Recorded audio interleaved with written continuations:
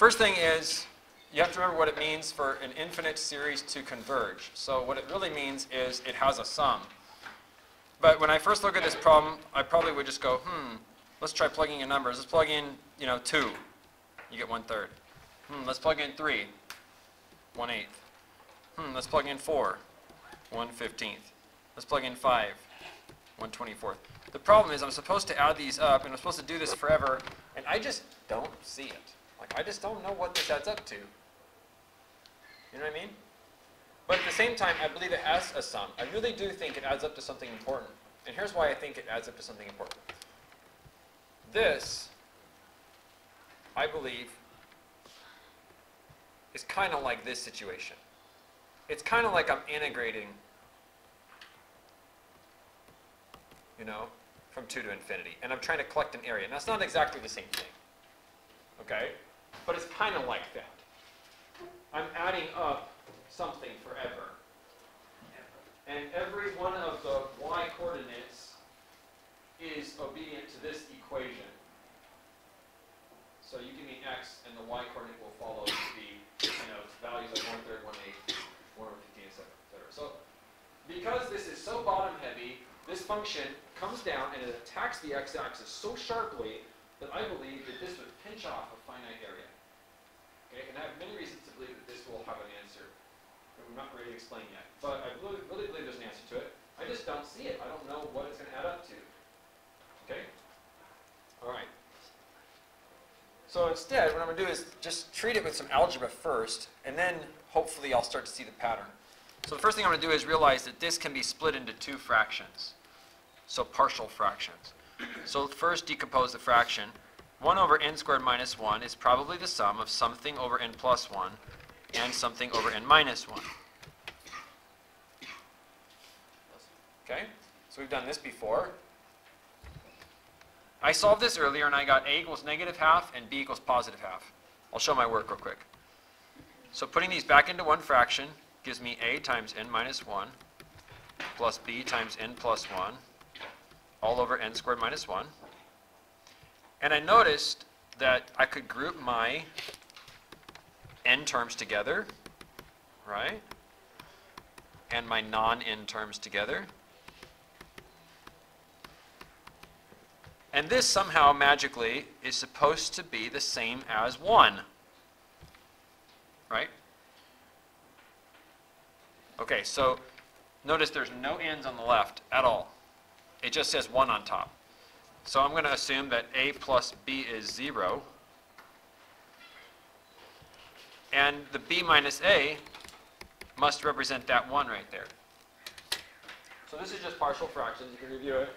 But if you solve this, you need 2 numbers that add to 0, but their difference is 1. The only thing I can think of here, and you can solve this if you want, is a equals -½ b equals +½ In other words, I am now convinced that 1/n² minus 1 decomposes into -½ over n plus 1 plus +½ over n minus 1. If you check my work, you'll see this really does collapse right back into 1/n² minus 1. Okay, so I'm going to rewrite the problem. The problem said this, but I am going to write it like this.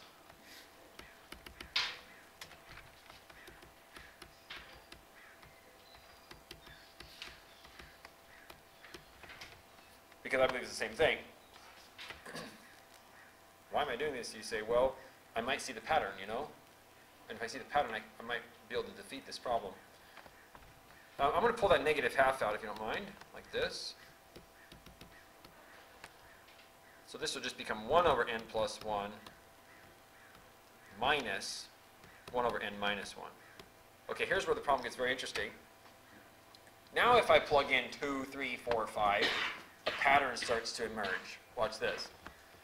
So plug in n equals 2, 3, 4, etc. This is what I see. If I plug in 2, I get 1/3 minus 1/1. If I plug in 3, I get 1/4 minus 1/2. If I plug in 4, I get 1/5 minus 1/3. And let's do this a couple more times. Next will be 1/6 minus 1/4. Next is 1/7 minus 1/5. And you know what? I would like to keep going, but I'm getting kind of tired of writing. I'm going to make sure that I go all the way, though, to the nth term. You know what I mean? Like, go all the way to the general case. So let's see. What would be last in this thing? The very last thing I would write is 1 over n plus 1 minus 1 over n minus 1. That'd be sort of the last thing to write.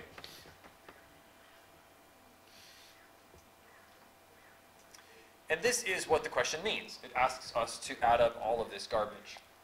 You'll notice something. A lot of stuff just cancels out. Check this out. The 1/3 has a partner right here. Negative 1/3. See anything else that can cancel?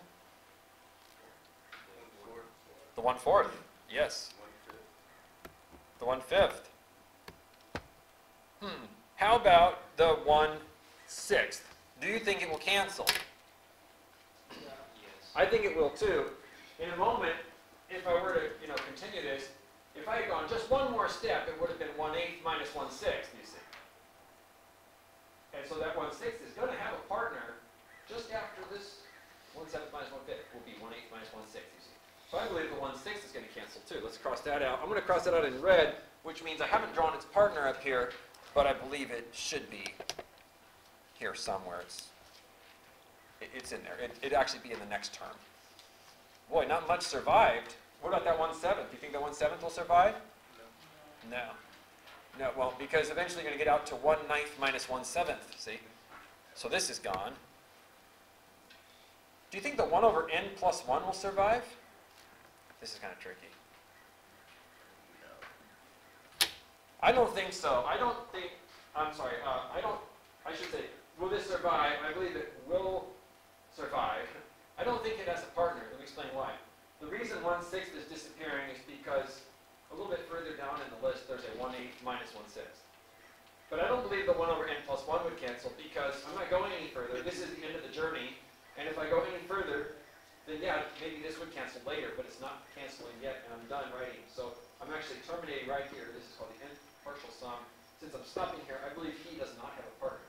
So circle him. He's important. He is important. He does not have a cancellation partner. His partner would be later in the list, and we're not going any further. Okay, so let's circle that guy in green. We'll keep him. We're also going to keep this -1 and this -1/2. Those guys have no partners. Interesting. Now what about the 1 over n minus 1? Do you think this guy's going to cancel out? Yeah, it might be helpful to write a couple terms before this one. Okay, let's do that. Let's put in a couple terms before this. What would come before 1 over n plus 1? 1 over n, that's right. Minus 1 over n minus 2. This is the term just before the last one.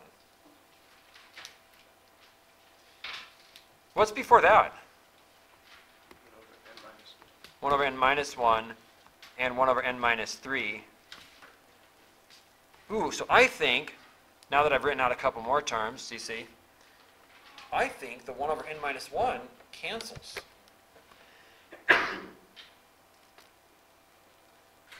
Oh man, this is such a mess. What about the 1 over n minus 2? This 1 over n minus 2 will cancel because before this one there's a 1 over n plus minus 1 over minus 2. So in other words, this one will have a partner. Anything that's at the end of its parentheses will have a partner. Okay? This one will have a partner. This one will have a partner. This one had a partner. See the blue marks? That means they'll have partners, and they're all at the right side of their parentheses. So goodbye to this term. His partner's not on the board, but he's gone. Goodbye to this term. Again, I didn't write his partner on the board, but it should be there somewhere. How about 1 over n? We're almost done. Does 1 over n get reduced out? Will he have a partner? No. He has no partner. 1 over n's partner would show up in the very next term. The very next term would be 1 over n plus 2 minus 1 over n. But we're not writing that term. So this survives too.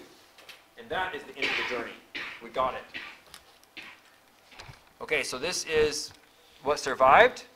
Don't forget there's a negative 1/2 out front. Let's compile everything that survived. Okay, so I need some space. I'm using Microsoft Word as my background right now, so I cannot scroll at all. So here's what we've discovered. That this, amazingly enough,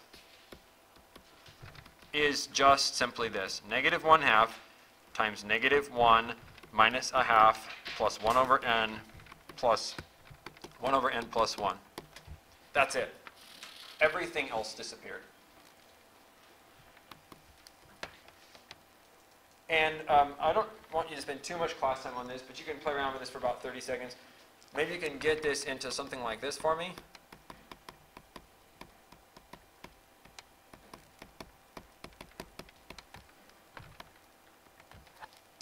Okay? See if you can fill in the little boxes there. I'll put the answer up in 30 seconds, just for time's sake. But you guys know how to combine fractions, right? What you're writing here is called the partial sum formula, and it's very, very important. It's the key to our convergence. So let's get it.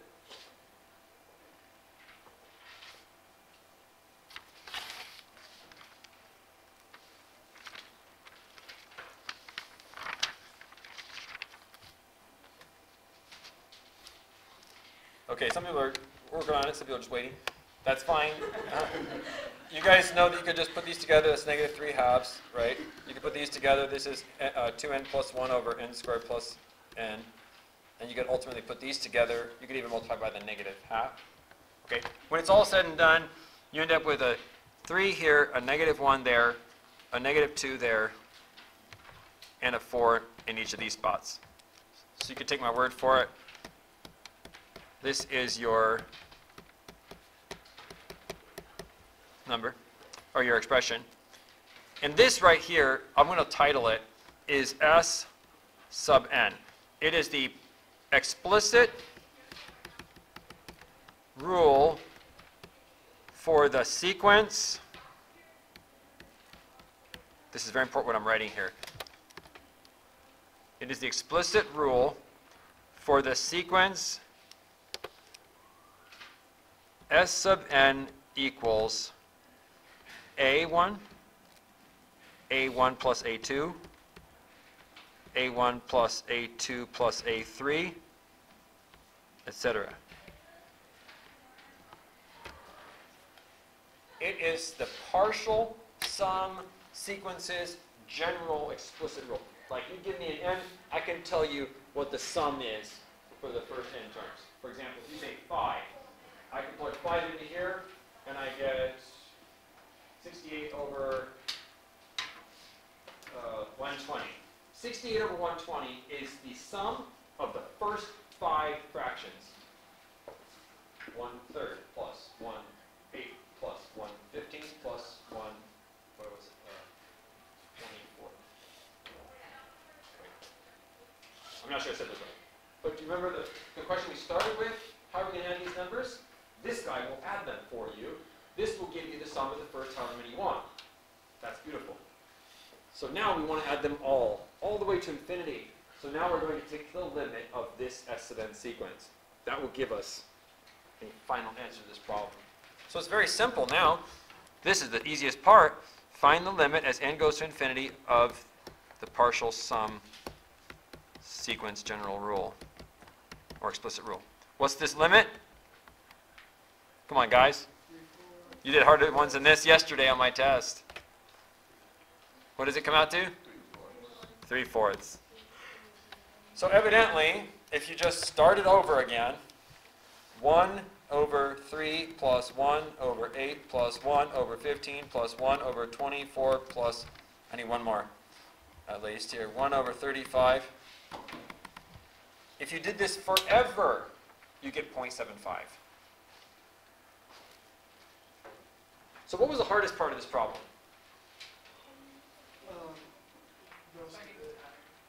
The whole thing was crazy hard, right? Finding the limit. No, I don't think there was a limit at the end. That was easy. Right, it was constructing S sub n, right? Okay, so here's what I usually do. If I cannot get S sub n, I will try the partial fractions thing. And this is called a telescoping series. What happens is so many of the terms are canceling out, you really only end up with a small handful of survivors in the end. Okay? So you get like a little remnant of terms, and those guys represent your formula. Okay? So I'll try this, but if I still can't do it, it might be a series no one's ever solved. I'm not kidding. Like, it could actually be a series nobody has the answer to. And if that's the case, then you go to Wolfram Alpha. And if you type it in, if you type this in, sum of 1 over n squared minus 1 as n goes to infinity, it will not only tell you this answer, it'll also give you the partial sum formula. That's awesome. So that's a very intelligent website. You should use it. It can answer more than just the final answer. It gives you some of this intermediate garbage too. Very, very cool. Can you see why they wouldn't put this on the AP test though? Yeah. For sure, right? Okay. Do you think they might at least want you to know that this is called a telescoping sequence? Or a telescoping series? Here's how I recognize a telescoping series. The denominator can factor. You can end up with partial fractions, specifically subtracted ones. One is the opposite of the other. So that there will be this sort of cancellation. Okay? So telescoping series happens when this factors, okay, and your A and your B are opposites. So like one is a half and the other is like 2/3. So one's negative, one's positive. It's very possible you're going to end up with canceling, lots of it, and there will be a sum. Now, if this was 1 over n squared, plus 2n plus 1, it would factor into two partial fractions, but they're added, right? So how do you never get those to all cancel out? You need negative somewhere. So you can try this anytime the denominator factors. Okay? If you get really stuck, go to Wolfram Alpha, see they'll show you that formula. And just understand, this is just the surviving terms, is all it is. All right. So how do you answer the question? You find the value that it converges to, and then you state the series converges to 3/4. Okay, so that would be our last sentence. Go ahead and write that. The series converges to 3/4. And then we'll take a look at example, the next topic here. So the series converges to 3/4. All right, let's go on and let's talk about what's next. Oh, here's a little comment. As you can see, finding the general expression S sub n is sometimes the most challenging part. Therefore, we'll often just merely attempt to show that there's convergence without actually finding what it converges to. So maybe the next time you see this question, I'll just ask you, not what does it converge to, but do you think it converges? Okay, so we're going to be doing a lot of do you think it converges questions. Okay, this is going to take us several days to do. And so this little test I'm giving you right now is only to be used for divergence, first of all, so underline that word. And this is to be continued. Okay, this is not the only test for divergence. This is the first one I'm teaching you. And it goes like this.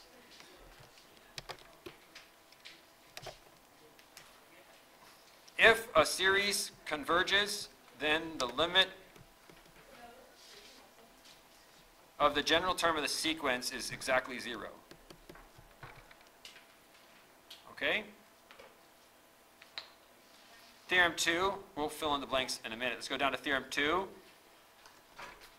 If the limit as n approaches infinity of a sub n is not 0, then the series diverges. Notice that this is just the contrapositive of the first theorem. So up above here I wrote that this is Theorem 1 and this is Theorem 2. Theorem 2 is just not really a separate theorem, it's just a contrapositive statement of the first one. What is a contrapositive statement? It's the opposite in every sense of the word, but it actually means the same thing as the original statement. Okay? So somebody give me an if-then sentence that is true. Give me any if-then sentence that is true. Give me anything. If something, then something. Morris, make one up. What? You plead the fifth? Okay, you can actually turn that into conditional. If I'm an American, then I can what? Plead the fifth. Right? What's the contrapositive of that statement? If I can plead the fifth, then I'm American. Okay, so if I'm an American, I can plead the fifth. That's a conditional. If I am what? Not American, I cannot plead the fifth. Okay, that's called the inverse statement. Okay, never mind. That's okay. I want the contrapositive because that statement right there may or may not be true, but I'm looking for a sentence that is definitely true. It is exactly the same sentence, in fact, the contrapositive sentence. Is it if I cannot plead the fifth or I can plead the fifth? If I cannot plead the fifth, it's not American. Yeah, I'll repeat a lot of the video. He said, if I cannot plead the fifth, then I'm not American. That sentence is exactly the same meaning as the sentence we said the first time. If I'm American, I can plead the fifth. If I can't plead the fifth, I'm not American. Not only are those two statements both true, they are the same sentence. That's what he said. No, he actually said, if I'm not American, I cannot plead the fifth. It's not the same as the contrapositive. So what we do with the contrapositive is we take the first part of the sentence and the last part of the sentence and we reverse them, and then we negate both. So here's another example. If you wash my car, then I'll pay you $20. Okay? The contrapositive for that would be, if I don't pay you $20, it's because you didn't wash my car. Okay? Can someone else give us a sentence and its contrapositive? Just, you can make them up. They can even be false. But If you are here, you're not absent. If you're not here, what is it? okay, No, if you're I have that. here, you're not absent. You're not absent. No. He has to put absent in the first part of the sentence and here at the last part of the sentence, but he has to negate both phrases. So you kind of picked a hard one because you had a not in your original. You're not absent. I don't do that. Yeah, it's kind of hard to do. If you start with a sentence that has a not in it, that needs to be removed when you form the contrapositive. Go for it, big boy. How about if I am present, then I'm here, and if I'm not here, then I'm not present. There you go. It's almost a biconditional because it works both ways. If it is a triangle, then it has 180 degree. Or let's do this one. If it's a right triangle, then it has a 90 degree angle. If it doesn't have a 90 degree angle, Not right. what? It is not a right triangle. Those are the same meaning, exactly the same meaning. So it's no surprise that Theorem 2 is true if Theorem 1 is true. Okay? Now the converse of this theorem is not necessarily true. So let's go back and fill the blanks in right here. Not necessarily true. For example, if someone gives you a sequence like this, a series like this,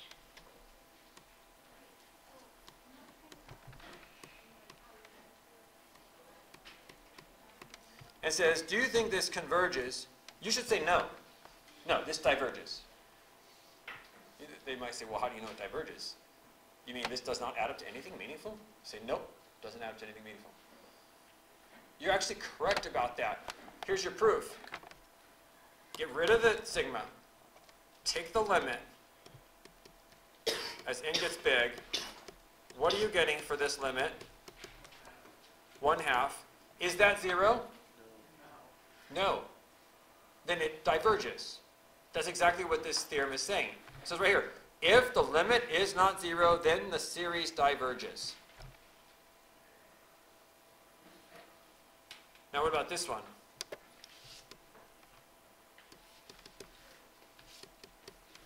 We're going to talk about this one more on Monday. This one has a name. It's called the harmonic.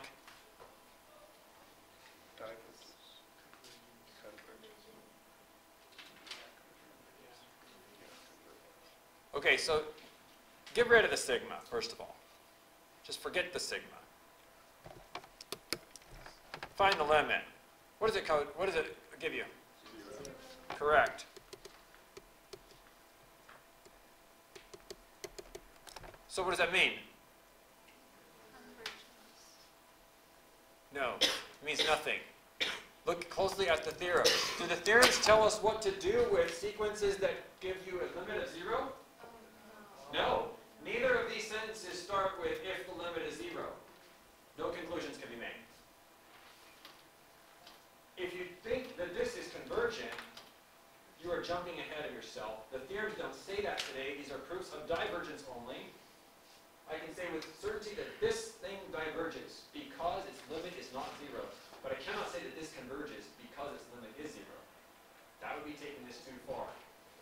Okay? There's no statement here that says if the limit is 0, comma, blah, blah, blah. Nothing here.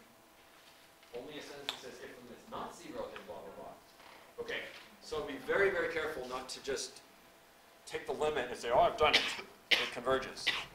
You can only test for divergence with a limit. You cannot test for convergence with a limit. Now it turns out that 1 over n, this one I just wrote, actually diverges.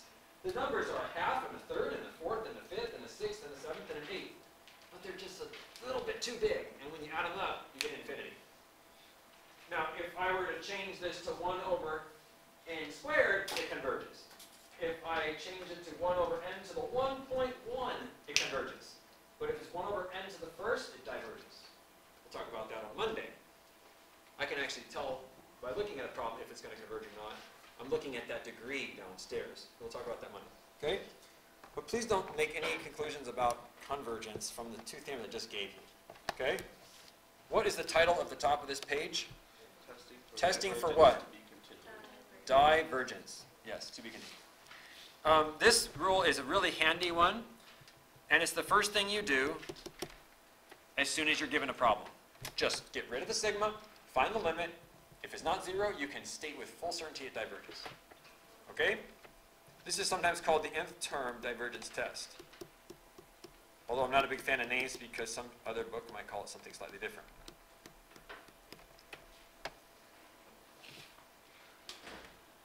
Okay, so why can theorem 1 and 2 not prove that this converges? Look at example 3 now. It should be example 4, right? This should say example 4, sorry. Why can theorem 1 and theorem 2 not prove that this converges? Yes? Because they're testing for divergence, not convergence. Yes, these are divergence tests. That's not their job. Does this converge? Yes, it does. We spent the whole previous part of the period proving that this comes out to 3/4. But theorem 1 and 2 is not what told us it converged. It was that horrible telescoping that showed us it converged. Okay? So I guess you could say theorem 1 and 2 do not prove convergence. They are to help us find divergence series, you see. Question? Okay, so if we try to do proof for divergence and it's not divergent, then That does not mean it's convergent. but then you have to do the whole ascent thing and so on all that to find it. Well, no. Over the next 3 or 4 days, I'm going to have to keep giving you more and more tools to help you decide if something's convergent or not. Okay? But the first thing we do is we check that limit, because if it isn't 0, we know it diverges. All right. This is the kind of topic where if you don't review it Sunday night, you're going to be totally lost again Monday. You're just going to have to take the small amount of conclusions we're able to make today and just summarize them in your own words several times. What did we say on Friday? Mr. Schwartz said we can only prove divergence by using the limit. But if the limit's not 0, it's truly divergent. What can we not prove yet? Okay, ask yourself these things. All right, let's go to this next one. Find the value that the infinite series -1 to the n converges to, or state that it diverges and explain why. So, you know, if you really just took this one very seriously, you could get way too serious with it. You'd be like, -1 to the first plus -1 squared plus -1 to the third plus -1 to the fourth. Ooh, -1, 1, -1, 1, -1. Oh, I know what's going to happen. This is going to all add up to what? 0. That is a very, very faulty set of reasoning. Okay? Goes to 0. No, it doesn't go to 0. Listen, this doesn't go to 0. This isn't even a sum.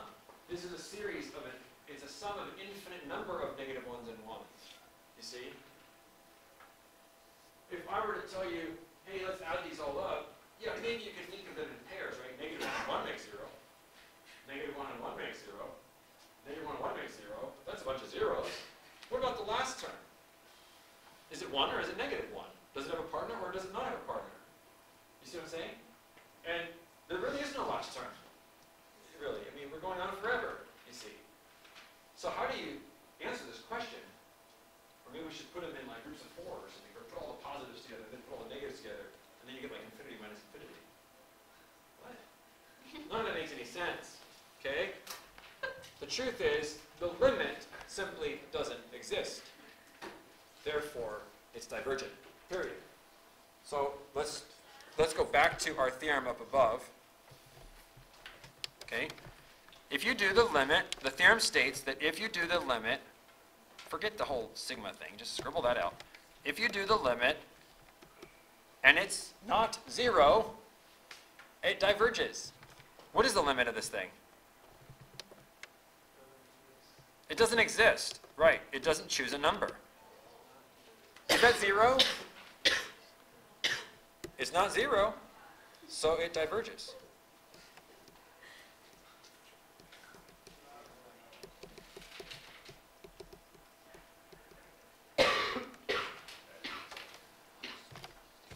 Okay? That's it.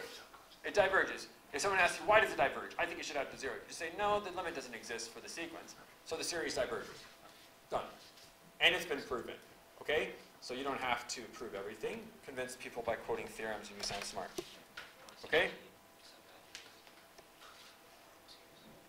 Oh, by the way, is 1, negative 1, 1, negative 1, 1, negative 1 a geometric series? No, It is. It's a geometric series. What's my R value? Negative 1. Do you remember the old rule from Algebra 2 days or pre-calc days that the sum of an infinite geometric series is A1 over 1 minus R? Maybe you've been reviewing it for SAT or some other purpose. Do you guys remember this little formula? This formula was only valid when R was between negative 1 and 1. Oops, I should put the negative 1 on the left. This formula was only valid when R was between negative 1 and 1. And if you remember, when R was not between negative 1 and 1, you were supposed to write no sum. Remember that? Maybe you don't remember that. But the same thing's happening here. R is negative 1, and we're supposed to write no sum. Okay? All right. So what kinds of things do we need to take away from today? Well, a couple of words here that you need to know. You need to know what a geometric series is, and you need to know what a telescoping series is. Okay, so in this classroom, when we see geometric series, we'll just call it G series. Because there's going to be something called G series, P series, and other types of series, okay? So we're going to call geometric series G series. And any term, any series like this one down here is a G series. Watch. When you start writing this out, you realize that this is 9/4, 27/4, 81/4, etc. After just writing a couple terms, you realize, oh, that's geometric. This is definitely a G series, see it? What is the R value? Yeah, clearly 3. You're multiplying by 3 over 1. Okay? So this is a G series. The R is 3. And the rule you learned last year, and I'm going to restate it, is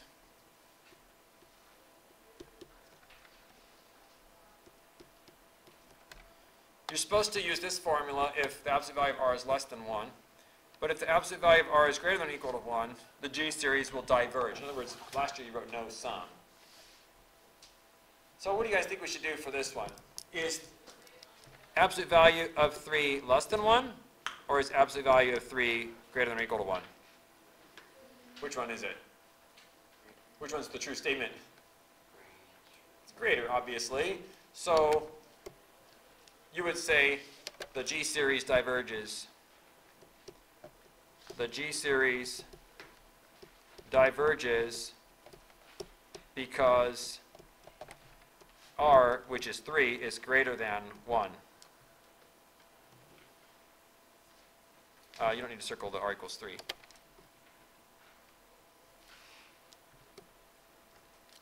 Okay?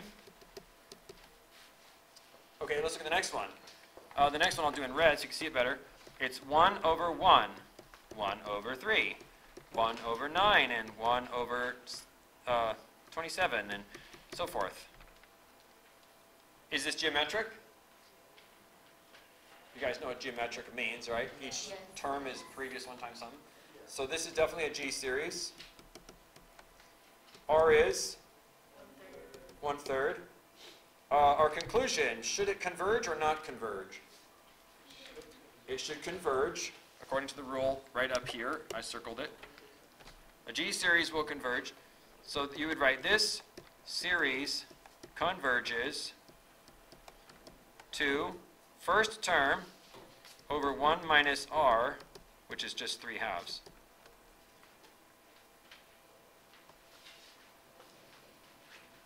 Actually, first you want to state this geometric series has an r less than 1. So you would say this G series obeys absolute value of r is less than 1. Therefore, the series converges to 3/2. And a telescoping series is that ugly thing we did at the beginning of class where many subsequent terms cancel out previous terms. So hopefully you don't have too many of those to work on. Those are hard. Okay, question. I'm done with this lesson. We'll start Monday with some practice of my bottom part there, that stuff, and then we'll jump into the next topic, which is P-series. Yeah? Is partial fraction decomposition the only way you can get a telescope series? That's an excellent question. No, you can also get it just by inspecting. I find it extremely hard to do. So let me just stop the video and I'll show you what I mean.